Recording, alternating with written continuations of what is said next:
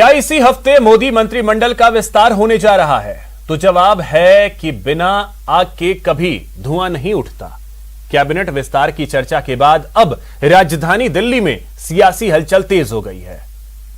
लोग भले ही खामोश हैं, लेकिन नेताओं का दिल्ली पहुंचना लगातार जारी है।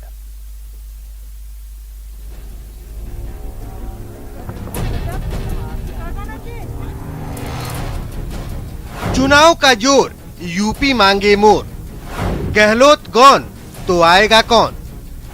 बढ़ेगा साथ, किसकी बनेगी बात? विस्तार की तैयारी, किसकी बारी? हलचल तेज है। दिल्ली में दनादन नेता पहुंच रहे हैं। मुलाकातों का दौर जारी है, लेकिन अहम सवाल यही है कि मोदी के नए मंत्रिमंडल में अब किसकी बारी है। मंत्रिमंडल विस्तार की हलचल के बीच बीजेपी सांसद नारायण राणे गोवा से दिल्ली पहुंचे, लेकिन मंत्री बनने के सवाल पर साफ साफ जवाब नहीं दिया। मैं एमपी हूँ तो दिल्ली आना ही पड़ता है।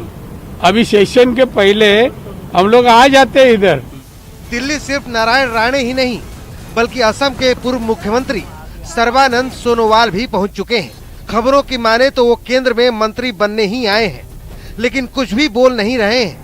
करने का प्रयास भी करेंगे केंद्रीय मंत्रिमंडल के लिए man in waiting Jyotiraditya Scindia भी महाकाल के दरबार में मत्था टेक कर दिल्ली पहुंच चुके हैं। वो कांग्रेस छोड़कर बीजेपी में आए, एमपी बीजेपी को सत्ता में लाए, उपचुनाव जितवाए, लेकिन अब तक मंत्री पद नहीं पाए। अब थावरचंद गहलोत के राज्यपाल बन जाने के बाद रास्ता भी साफ हो चुका है, लेकिन ज्योतिरादित्य भी केंद्र में मंत्री बनाए जाने के राज नहीं खोल रहे हैं। मंदिर तो हर साल जाता हूँ। महाकाल मंदिर तो हमारा है। दिल्ली से आने के लिए महाकाल मंदिर के दर्शन करना सौभाग्य है हर व्यक्ति के लिए। सर, कोई स्पेशल कनेक्शन दिल्ली आने के लिए? नहीं आपको नहीं, मेरा तो है समाप्त में। कोई अपडेट? भले ही कोई नहीं बोले, लेकिन अब तो तय है कि केंद्रीय कैबिनेट का विस्तार होने जा रहा है। ऐसे में सबसे बड़ा सवाल ये है कि किसका मंत्री बनने का सपना साकार होने जा रहा है। सवाल इसलिए भी है क्योंकि मोदी मंत्रिमंडल में इस बार कई साथी दल को भी मौका मिलने जा रहा है। इशारों में ही सही, लेकिन जेडीयू ने केंद्र में भागीदारी को हरी झंडी दिखा दी है। के बारे में जो हमने हम लोगों के पार्टी के राष्ट्रीय अध्यक्ष हैं, उन्हीं को इन सब चीजों के लिए अधिकार है। जो कुछ भी अधिकृत वही है, बातचीत करके जो कुछ भी होना है उसी के हिसाब से होगा। सुना आपने, मोदी मंत्रिमंडल में जेडीयू की भागीदारी तय है, लेकिन हिस्सेदारी कितनी होगी ये कोई नहीं बोल रहा है। कहीं कोई पेंच किसी तरह का नहीं। कितने लोग अब आप वेट करो ना यार। केंद्र में मंत्री बनने के सपने तो पशुपति पारस भी देख रहे हैं, लेकिन सबसे बड़ी समस्या है चिराग, जो उनके खिलाफ पीएम को खत लिख चुके हैं और कोर्ट तक जाने की चेतावनी दे रहे हैं। पर क्या एक मंत्री बनना इतना ज्यादा महत्वाकांक्षी होता है या इतना ज्यादा जरूरी होता है कि आप उनके परिवार के पीठ के पीछे आप खंजर भोंक दें? मोदी मंत्रिमंडल का विस्तार ऐसे वक्त में होने जा रहा है जब यूपी समेत 5 राज्यों में विधानसभा चुनाव की उल्टी गिनती शुरू हो चुकी है। ऐसे में चुनाव वाले राज्यों की सोशल इंजीनियरिंग को मंत्रिमंडल में तरजीह तो दी ही जाएगी। ऐसे में अपना दल को भी मौका मिल सकता है। उत्तराखंड के साथ जम्मू कश्मीर और लद्दाख को भी भागीदारी मिल सकती है, लेकिन कितने नए मंत्री बनाए जाएंगे, किन दलों को भागीदारी मिलेगी और कौन कौन मंत्री बनेंगे, ऐसे सवालों के जवाब के लिए फिलहाल इंतजार करना पड़ेगा। Bureau report, news 18 network. Modi सरकार ने मंत्रिमंडल विस्तार से पहले कई राज्यों में राज्यपाल की नई नियुक्तियां की हैं। नए राज्यपालों की नियुक्तियों में सबसे अहम उन लोगों के नाम हैं जो मौजूदा समय में मोदी सरकार में मंत्री हैं। थावरचंद गहलोत को कर्नाटक का राज्यपाल नियुक्त किया गया है। वहीं बंडारू दत्तात्रेय को हरियाणा का गवर्नर नियुक्त किया गया है। वे अब तक हिमाचल प्रदेश के राज्यपाल थे। सत्यदेव नारायण आर्य को त्रिपुरा का गवर्नर बनाया गया है। इसके अलावा पीएस श्रीधरन, रमेश बैस को झारखंड का राज्यपाल नियुक्त किया गया है। बंडारू दत्तात्रेय को हरियाणा की जिम्मेदारी दी गई है और थावरचंद गहलोत उन्हें कर्नाटक का राज्यपाल बनाया गया है।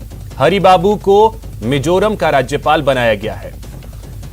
मंगू भाई छगन भाई पटेल को मध्य प्रदेश का राज्यपाल नियुक्त किया गया है।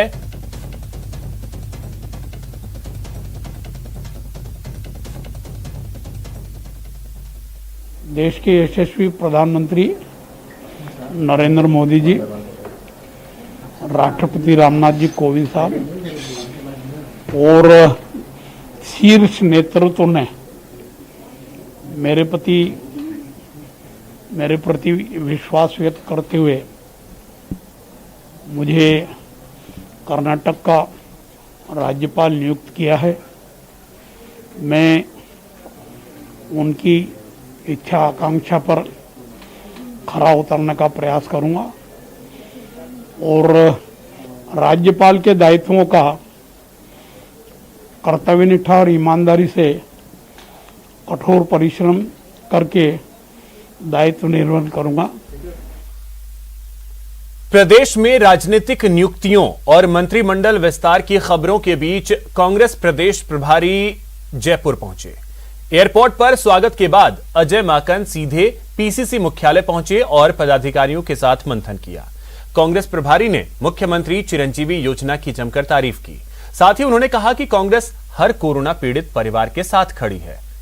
प्रदेश में लंबे समय से अटकी राजनीतिक नियुक्तियों पर माकन ने कहा कि इस पर जल्द फैसला होगा। कोरोना वॉरियर्स हमारे 2500 से भी ज्यादा जो राजस्थान प्रदेश में बनाए गए हैं, ये घर घर जाकर के लोगों से बात करेंगे, चर्चा करेंगे, पूछेंगे, कुशल क्षेम पूछेंगे और इस संबंध में हम लोगों ने चर्चा करी और कैसे इसको और बेहतर बनाया जा सकता है। मुख्यमंत्री जी की योजना जो राजस्थान के अंदर कोरोना पीड़ित लोगों की योजना है, उसकी सब लोगों ने बहुत तारीफ करी कि किस प्रकार से पूरे देश भर में कहीं पर भी इतनी मदद कोरोना पीड़ितों के लिए नहीं करी जा रही जो राजस्थान के अंदर करी जा रही। चाहे यहाँ पर जो बच्चे अनाथ हुए, चाहे हमारी जो माताएं बहनें विधवा हुई, चाहे जो और पीड़ित हों, सरकारी कर्मचारी हों, वो सभी लोगों के लिए इसमें पर्याप्त व्यवस्था है। राजस्थान के साथ में वैक्सीनेशन कार्यक्रम में सौतेला व्यवहार क्यों हो रहा है?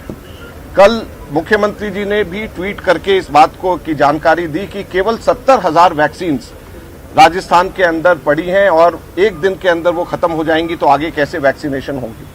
आप सब लोगों को मालूम है कि लगभग 8-9 दिन पहले राजस्थान ने 10.5 लाख वैक्सीन एक दिन के अंदर किया, जो रिकॉर्ड था।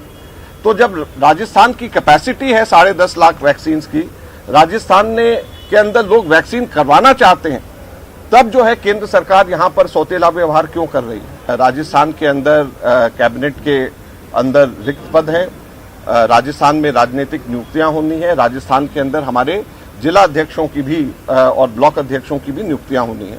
तो इन सब की भी जाहिर बात है कि मुलाकात है तो उन सब की भी चर्चा होगी और हमारी कोशिश है कि सभी साथियों को साथ में लेकर के इसके ऊपर हम जल्द से जल्द हम लोग आप लोगों को बताएं। और ये वर्क इन प्रोग्रेस है और ये वर्क इन प्रोग्रेस का मतलब हम सब लोगों से बात कर रहे हैं और जल्द इसका नतीजा आएगा। हर पार्टी के अंदर अलग अलग लोग होते हैं, उनकी अपनी अपनी सोच होती है, परिवार है। कब ऐसा होता है, कब ऐसा हुआ है कि जबकि किसी भी पॉलिटिकल पार्टी में किसी भी राज्य के अंदर आपस के अंदर जो है अलग अलग सोच ना हो? मुझे एक राज्य बता दीजिए और एक पार्टी बता दीजिए। नेटवर्क 18 फेडरल बैंक संजीवनी गाड़ी भारत के कोविड प्रभावित जिलों में जा रही है।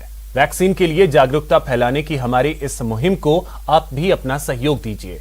चलिए आपको दिखाते हैं संजीवनी गाड़ी अब तक कहां कहां गई और आज कहां है।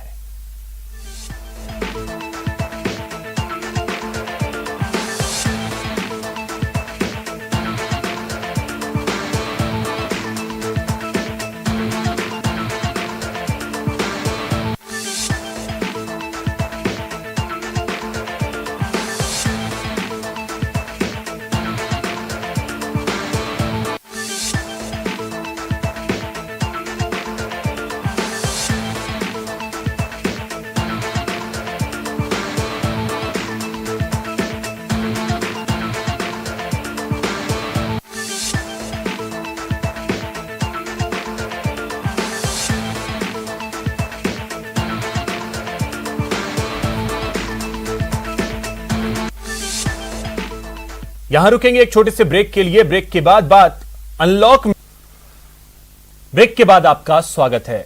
कोरोना जरा सुस्त क्या पड़ा, लोग सारे दुख भूल गए। घूमने वालों की भीड़ और लापरवाही दोनों ही बढ़ती जा रही है और ऐसी लापरवाहियों को देखकर ही केंद्रीय स्वास्थ्य मंत्रालय की तरफ से चेतावनी जारी की गई है और साफ कर दिया गया है कि प्रोटोकॉल का पालन नहीं किया जाता है तो फिर से लौट सकता है लॉकडाउन। मैं कुछ मीडिया कवरेज ही आप लोगों के सामने हाईलाइट करना चाहूंगा जिसमें क्लियरली दिख रहा है कि एक स्थाई पर, जिसे एक टर्म भी बोली गई है, रिवेंज ट्रैवल। घूमने जाइए, मौत मत बुलाइए, लापरवाही से लौट आएगी आफत। मिली है छूट, प्रोटोकॉल ना पाए टूट, ले डूबेगी लापरवाही। मनाली, शिमला, धर्मशाला, भद्रवाह, देखिए तो डर का कोई नामो निशान नहीं है और ना ही कहीं कोरोना का कोई खौफ। घूमने में लोग इतने मस्त हैं कि अभी अभी महीनों तक चले मातम को भूल गए हैं। कोई कहेगा अभी अभी आंसू सूखे हैं। रिवेंज ट्रैवल कि लोग जो घर में बैठे थे, जो रेस्ट्रिक्शन का समय था, जब रेस्ट्रिक्शंस खोली गई तो कहीं पर एक अभिप्राय समाज में किसी वर्ग में यह है कि अगर रेस्ट्रिक्शंस खोल दी गई तो वायरस खत्म हो गया है। दूसरी लहर ने स्वास्थ्य व्यवस्था से लेकर अर्थव्यवस्था तक को रौंद डाला। हफ्तों तक लोगों को दोबारा घर में कैद होना पड़ा। बाजारें बंद कर दी गईं। बेवजह घूमने पर पाबंदी लगा दी गई। अब जब इतनी सारी पाबंदियों से राहत लौटी है तो फिर लापरवाही शुरू। बिना मास्क के घूम रहे हैं, बिना फिजिकल डिस्टेंसिंग के घूम रहे हैं, बाजारों में बिना फिजिकल डिस्टेंसिंग के घूम रहे हैं। यह ऐसा एक माहौल क्रिएट करेगा जिसमें अब तक जो gain in terms of management of Covid जो हमने लिए हैं वह फिर से नलीफाई हो सकते हैं। वह फिर से हम उसको भूल के फिर हमें एक और चैलेंज का सामना करना पड़ सकता है। ये पहली बार नहीं है, पिछले साल भी यही हुआ था। पाबंदियों के दम पर मुस्कुराहट लौटी थी, मौत का खौफ कम हुआ था, कोरोना का कहर काफी हद तक सिमट गया था। लेकिन जैसे ही लापरवाही लौटी, मिलना जुलना शुरू हो गया। शादी ब्याह में धड़ल्ले से भीड़ होने लगी। लोग बेवजह घर से बाहर निकलने की नासमझी करने लगे। तभी दूसरी लहर लौटी थी और वैसी ही लापरवाही एक बार फिर हो रही है। वायरस या इन्फेक्शियस डिजीज यह अभी भी हमारे बीच में है। जरूरी है कि कोविड एप्रोप्रिएट बिहेवियर पर हमारा उसी स्थाई से, उसी स्तर से हमारा कार्य चलता रहे, नहीं तो हमारी एक भी भूल फिर से वायरस को हमारे बीच में फैलाने के लिए उसको एक मौका देगी। स्वास्थ्य मंत्रालय के मुताबिक देश में पिछले 9 दिनों से लगातार 50,000 से कम मामले रिपोर्ट हो रहे हैं। देश में कोरोना वायरस के 80% नए मामले 90 जिलों से आ रहे हैं। महाराष्ट्र, तमिलनाडु, केरल, ओडिशा, आंध्र प्रदेश, असम और कर्नाटक में सबसे ज्यादा मामले सामने आ रहे हैं। मतलब अभी वक्त है संभल जाने का। क्यों, आप खुद सुनिए। कि अभी भी देश में ऐसे कुछ जिले हैं जहां पर कि 10% से अधिक केस पॉजिटिविटी नोट की जा रही है, यानी कि वहां पर इन्फेक्शन का स्प्रेड अभी भी अधिक है और जरूरत है कि उन जिलों में स्ट्रिक्ट कंटेनमेंट एक्टिविटीज का पालन किया जाए ताकि हम इन्फेक्शन के स्प्रेड को रोक सकें। बड़ी मुश्किल से लौटी है मुस्कुराहट, इसीलिए संभल जाइए। अगर आप भी घूमने जाने का मन बना रहे हैं तो सावधान, लापरवाही ले सकती है जान। Bureau report, news 18 network. चलिए अब देखते हैं क्राइम टॉप 10।